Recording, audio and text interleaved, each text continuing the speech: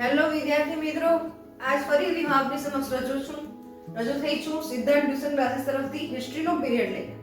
કાલે આપણે અર્થશાસ્ત્ર જોયું, બજેટ જોયું, આજે આપણે ફરીથી બેક ટુ પેવેલિયન હિસ્ટ્રી પર જઈએ છીએ.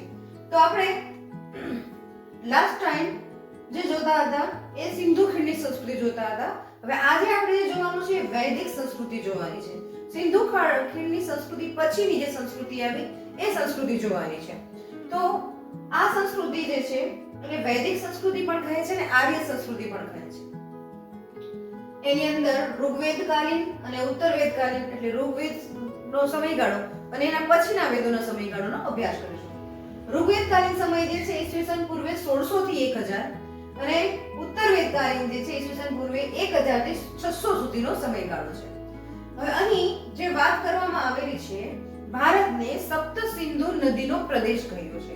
અહીં સપ્ત સિંધુ પ્રદેશ એટલે કઈ કઈ નદીઓ આવશે તો કે સિંધુ, પરુષણી મતલબ હાલની રાવી નદી કે જે જમ્મુ કાશ્મીર તરફ આવેલી છે, સતુદ્રી સતલુજ જે પંજાબમાં આવેલી છે તે, અશ્કિની ચિનાબ પણ ઉત્તરમાં જ આવેલી છે જમ્મુ કાશ્મીર તરફ, જેને અશ્કિની પૌરાણિક યુગમાં અશ્કિની કહેવાતું હતું, હાલનું નામ ચિનાબ છે. પછી વિતસ્તા, પુરાણું નામ વિતસ્તા છે, હાલનું નામ ઝેલમ છે. સુરસુતી મતલબ સરસ્વતી અને વિપાસા એટલે બિયાસ.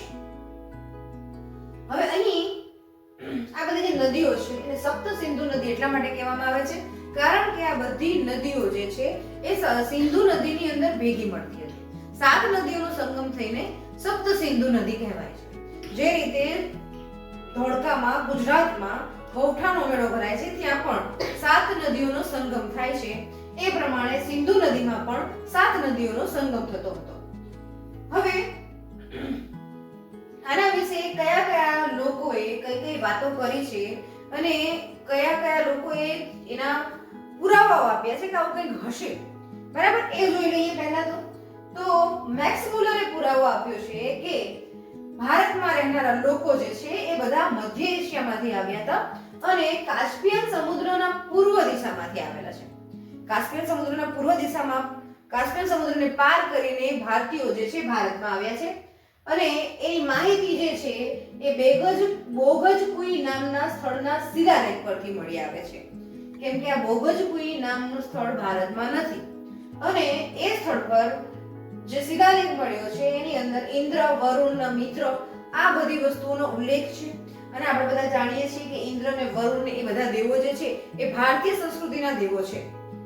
એટલે કહી શકાય કે કદાચ આ વાત સાચી હોય કે મધ્ય એશિયામાંથી ભારતીય લોકો જે છે ભારતમાં પ્રવેશ્યા હોય. પછી બીજું જે છે એ દયાનંદ સરસ્વતીએ સત્યાર્થ પ્રકાશ નામના પોતાના ગ્રંથમાં એવું કહ્યું છે કે ભારતીયો જે છે એ તિબેટથી આવેલા છે. ચાઇનાની પાસે જે તિબેટ આવેલું છે ત્યાંથી આવેલા છે. બીજું પી ગાલ્સે કહ્યું છે કે ભારતના લોકો ડેન્યુબ ખીણમાંથી આવેલા છે. હવે અહીં ઓસ્ટ્રિયા અને હંગેરીથી આવેલા છે. સમુદ્રથી અજાણ હતા ભારતીય લોકો, કેમ કે સમુદ્ર જે છે એ ઉત્તરમાં નહીં પણ નીચે દક્ષિણમાં આવે છે. ગુજરાતથી સમુદ્ર શરૂ થાય છે એટલે ઉત્તરવાળા લોકો જે છે તો અજાણ જોવા લાગે કે એ સમયે તો બસ નથી, બરાબર, બસ નથી, ગાડા હતા. અત્યારે એરોપ્લેન છે, આગબોટ છે, આ બધું અત્યારે છે, એ સમયે કશું જ નહોતું. એટલે જે લોકો કાશ્મીરમાં રહેતા હોય એમને ખબર જ ના હોય કે દરિયા એટલે શું, પંજાબમાં રહેતા હોય એમને પણ ખબર ના હોય, ઇવન જો રાજસ્થાનમાં રહેતા હોય ને તો ગુજરાતમાં દરિયા છે એ પણ એમને ખબર ના હોય. સમુદ્રથી અજાણ હતા અને અહીંયા હાથી, સિંહ ને વાઘના ચિત્રો મળી આવેલા છે. પછી શ્રુતિ સાહિત્ય, 4 વેદો જે છે, શ્રુતિ સાહિત્યને શા માટે કહે છે? કેમ કે એ સમયના લોકો જે હતા એમની વાતો સાંભળીને લખાણ કરેલું છે એટલે સાંભળેલું સાહિત્યને કહેવાય શ્રુતિ સાહિત્ય. જેમાં 4 વેદ છે જે વેદ વ્યાસે લખ્યા છે. જેમાં પ્રથમ વેદ છે ઋગ્વેદ. હવે આ પ્રશ્ન ઘણી વખત ક્લાસ 1, 2, 3 ની એક્ઝામોમાં, ખાસ કરીને ક્લાસ 3 ની એક્ઝામમાં પૂછાયેલું છે કે કયા વેદની અંદર કેટલા મંડળ અને કેટલા સૂક્તો છે. ઋગ્વેદની અંદર 10 મંડળ અને 1028 સૂક્ત છે અને 10580 ઋચા છે. પદ્યમય સાંસ્કૃતિક ભાષા છે, દેવતાઓની સ્તુતિ છે, બ્રાહ્મણની હોતી છે, દરેક મંડળના રચયિતા અલગ અલગ ઋષિ છે. હવે જો અહીંયા આપણે જોઈએ કે 10 મંડળ છે તો એક એક મંડળના અલગ અલગ ઋષિએ રચના કરેલી છે. અહીંયા ગાયત્રી મંત્ર જે છે વિશ્વામિત્ર ઋષિએ એની રચના કરેલી છે. હવે અહીંથી આપણને શું શું માહિતી જાણવા મળે છે એ આપણે જોઈએ તો આપણા ભારત દેશનું નામ જે છે એ ભારત નામ કેવી રીતે પડ્યું એ માહિતી આપણને ઋગ્વેદમાંથી મળે છે. કેવી રીતે? તો કે આર્યોની 5 ટોળી હતી. જો કઈ કઈ ટોળી હતી? પુરુ, યદુ, અનુ, તુર્વાસુ, દહ્યુ, પંચજન્ય ટોળી. બરાબર, આવી 5 ટોળીઓ હતી. પરુષની નદીને કિનારે 10 ટોળીઓ વચ્ચે 10 રાજ્ય યુદ્ધ થયું. 10 ટોળીઓ હતી એટલે 10 લોકો વચ્ચેનું યુદ્ધ એટલે 10 રાજ્ય યુદ્ધ થયું. અને એમાંની ભરત ટોળી હતી. હવે જો અહીંયા એ વાત ખાસ ખ્યાલ રાખજો કે ટોળીનું નામ ભરત હતું. બરાબર છે? કોઈ વ્યક્તિનું નામ નહીં પણ એક સમૂહનું નામ ભરત હતું. અને રાજા સુદાસનો વિજય થયો. એનો રાજા પણ હતો, સુદાસ હતો અને એનો વિજય થયો. પણ ટોળીનું નામ ભરત હતું તો ભરત પરથી આપણા દેશનું નામ ભારત પડ્યું. હવે વેદકાલીન વિદુષી સ્ત્રી એટલે કે 2 ભાષાઓ જાણનારી સ્ત્રી કે જે લખાણમાં અને ઘણા બધા સ્ત્રોત સાહિત્ય શાસ્ત્રાર્થ કરવામાં ખૂબ જ હોશિયાર હતી એવી સ્ત્રીઓ જે છે એમની વાત કરીએ તો અપાલા, ઘોષા, વિશ્વધારા અને લોપામુદ્રા આ બધી એ સમયની વિદુષી સ્ત્રીઓ હતી. એટલે વેદોની જાણકાર હતી અને ઘણી બધી શાસ્ત્રાર્થ પણ કરી શકતી હતી એવી સ્ત્રીઓ હતી. મુખ્ય દેવતાઓ કયા હતા એ સમયના? તો ઇન્દ્રદેવ સૌથી પહેલાના સમયમાં જ્યારે ઋગ્વેદનો સમય હતો એ સમયે બ્રહ્મા, વિષ્ણુ, મહેશનો ખ્યાલ એટલો બધો નહોતો. એ સમયે ઇન્દ્ર દેવતાને સૌથી મોટા દેવતા માનવામાં આવતા.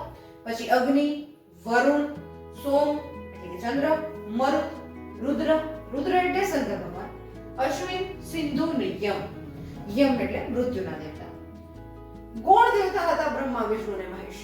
પછી એ મુખ્ય દેવતા થયા પછીના સમયમાં. હવે અહીં આટલું આપણે જે લીધું એ બધું ઋગ્વેદનું હતું. હવે આપણે આજના પીરિયડમાં ફક્ત 4 વેદો જ ભણવાના છે: ઋગ્વેદ, યજુર્વેદ, સામવેદ ને અથર્વવેદ. હવે આપણો એક વેદ અહીં પૂરો થાય છે અને બીજા વેદનું આપણે સ્ટાર્ટિંગ કરીએ. તો સામવેદ યજ્ઞના શ્લોકની ગાયનની શૈલી અને સંગીતની બાબતો છે. અહીંયા સંગીતની બાબતોનો સમાવેશ આ વેદમાં કરવામાં આવેલો છે. 1549 થી 1610 ઋચાઓ છે. મુખ્ય 2 ભાગ છે: પૂર્વાચિક અને ઉત્તરાચિક. પૂર્વાચિકમાં 6 ભાગ અને ઉત્તરાચિકમાં 9 ભાગ. 3 શાખાઓ છે: કૌથમ, રાજનીય અને જૈમિનીય. કૌથમ, રાજનીય અને જૈમિનીય ત્રણેયના પાઠ છે. હવે આટલું જ આપણે ફક્ત યાદ રાખવાનું છે. બરાબર, સામવેદમાં આપણે યજુર્વેદ આપણે લઈ ગયું છે. યજુર્વેદ જે છે એમાં યજ્ઞની બાબત, કૃષ્ણ સંહિતા અને શુક્લ સંહિતા એના 2 પાઠ છે. તો જે કોઈ એક સંહિતાઓ છે કે 3 સંહિતાઓ કઈ કઈ